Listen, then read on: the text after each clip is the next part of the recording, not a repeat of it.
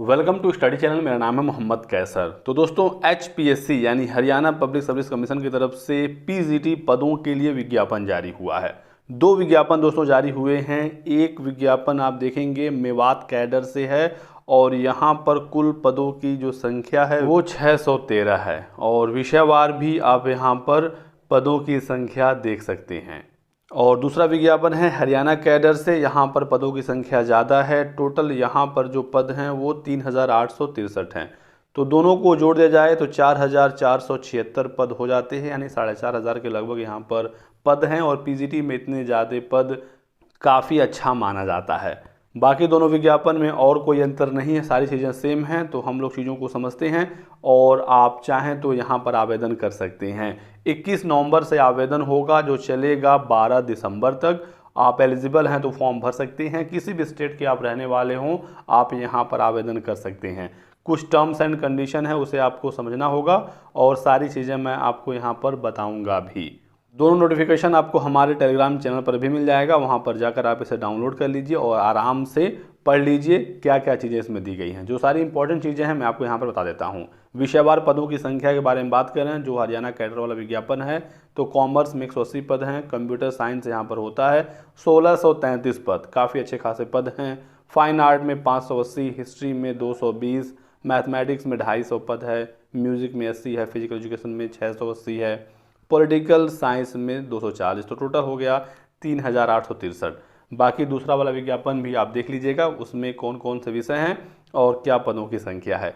Exam date का भी ऐलान हो चुका है, काफ़ी अच्छी चीज़ है। परीक्षा तारीखों के बारे में पहले ही बता दिया गया है। फरवरी में आपका एग्ज़ाम होगा, 2 से 3 वीक के बीच में आपकी परीक्षा करा ली जाएगी सभी विषयों की। तो तैयारी आप लोग इसका शुरू कर दीजिए यदि आप आवेदन करने वाले हैं। बात करें योग्यता की, तो यहाँ पर विषयवार तो योग्यता दी गई है, लेकिन उससे पहले जो कॉमन एलिजिबिलिटी है वो हम लोग देख लेते हैं। 9वें नंबर पर दिया गया है नेशनैलिटी के बारे में। एलिजिबिलिटी कंडीशन ये है कि आप सिटीज़न ऑफ इंडिया, भारत के नागरिक होने चाहिए, आप आवेदन कर सकते हैं। यहाँ पर ऐसा कहीं भी नहीं कहा गया है कि आप हरियाणा के होने चाहिए या आपके पास वहाँ का डोमिसाइल होना चाहिए। तो भारत का कोई भी नागरिक हो आवेदन कर सकता है। कुछ और भी ऑप्शन हैं लेकिन उससे हमें खास कोई मतलब नहीं है। एज लिमिट भी देख लीजिए, 18 से लेकर 42 साल इसमें आयु की सीमा है और आयु की गणना 12/12/2022 से काउंट की जाएगी, जो फॉर्म भरने की लास्ट डेट है। एज में छूट भी मिलेगा जो हरियाणा के छात्र हैं, रिजर्व कैंडिडेट, यहाँ पर बताया गया है। आप देख सकते हैं कि इनको कितनी छूट मिलनी है। अदर स्टेट को अनरिजर्व सीटों पर फाइट करना होगा और उनको कोई रिलैक्सेशन भी नहीं मिलेगा, चाहे वो अपने स्टेट में रिजर्व कैटेगरी क्यों ना काउंट होते हों। तो इतनी चीज़ें आप समझ गए। चलिए देखते हैं विषयवार योग्यता क्या है। तो यहाँ पर सारी चीज़ें दी गई हैं। सबसे पहले तो PGT कॉमर्स की योग्यता बताई गई है। इसमें दोस्तों MCOM यानी मास्टर्स मांगा गया है। तो आपका पोस्ट ग्रेजुएशन होना चाहिए संबंधित विषय में। अब PGT कॉमर्स है तो यहाँ पर MCOM में अकाउंटिंग या फिर cost accounting, financial accounting as a major subject आपने पढ़ा हो और आपके मास्टर्स में 50% नंबर होने चाहिए और आपके पास BEd होना चाहिए। तो यहाँ पर BEd मांगा जाता है, इसका आपको ध्यान रखना है। उत्तर प्रदेश में अभी तक नहीं मांगा जाता रहा है PGT के लिए। और इसमें आगे है कि आपने 10th में या 12th में या BA में या MA में कहीं पर भी आपने हिंदी एज अ सब्जेक्ट पढ़ा हो। तो एक सब्जेक्ट के रूप में आपने हिंदी पढ़ा है कहीं भी अपने एकेडमिक में, तो आप एलिजिबल रहेंगे।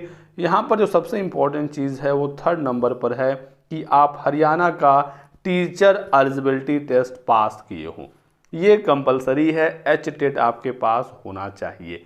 आप किसी भी स्टेट के रहने वाले हों आप आवेदन कर सकते हैं, लेकिन HTET आपके पास होना ही होना चाहिए। CTET को हरियाणा में वैलिड नहीं किया गया है। कुछ दिन पहले मैंने आपको बताया था कि अब हरियाणा में सिर्फ और सिर्फ HTET चलेगा, CTET की मान्यता हरियाणा में समाप्त हो गई है।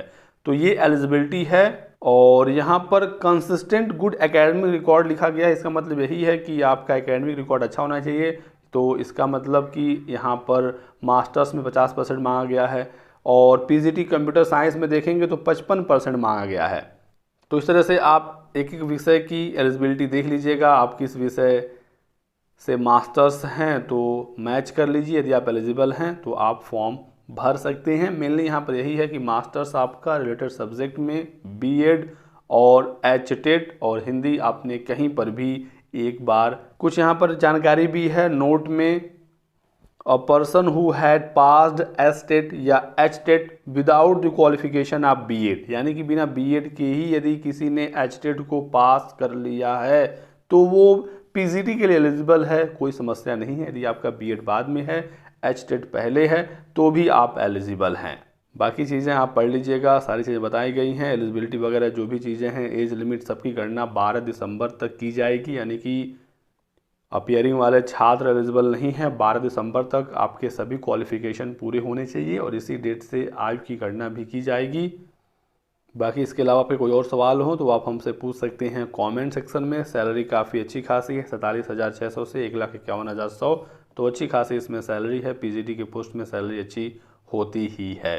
कुछ लोगों के मन में डाउट ये होगा कि इसका एग्ज़ाम कहाँ होगा, सेंटर इसके कहाँ मिलेंगे। तो हरियाणा का एग्ज़ाम है एचपीएससी का, तो सेंटर आपको हरियाणा में ही मिलेगा, आपको वहीं पर जाकर परीक्षा देनी होगी। फॉर्म भरने की जो लिंक है, जो वेबसाइट है, वो भी आप देख लीजिए hpsc.gov.in।